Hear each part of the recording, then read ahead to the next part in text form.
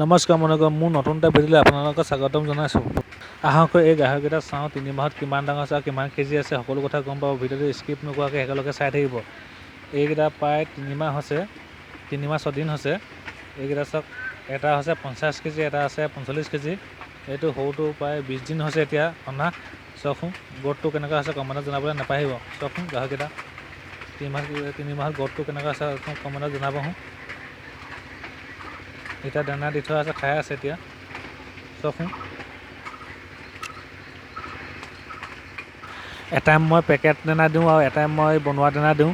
চাওকচোন আপুনিও এনেকৈ এটাইম বনোৱা দানা খুৱাব পাৰিব আপোনালোকে যদি খুৱাম বুলি ভাবে। ঘৰতে আপোনাৰ কচু আছে, কচু তুঁহগুৰি চাউল দি আমি এনেকৈ বনাই খুৱাব পাৰে আপোনালোকে। চাওকচোন এই গাহৰিটা দেখিছোঁ, এই গাহৰিটা অলপ কাণত অলপ স্কিন প্ৰব্লেম হৈছে, কাণখন গুটি গুটি হৈ গৈছে আৰু ভৰিটো হৈছে এতিয়া প্ৰায় অলপ ভাল হৈছে বাৰু। আৰু কিহৰ কাৰণে হৈছে জানিলে কমেণ্টত জনাবচোন। যদি ভিডিঅ'টো ভাল পালে লাইক কমেণ্ট শ্বেয়াৰ কৰিব নাপাহৰিব। এনেকুৱা ভাল ভিডিঅ' পাই থাকিবলৈ হ'লে চেনেলটো ছাবস্ক্ৰাইব কৰিব। ধন্যবাদ।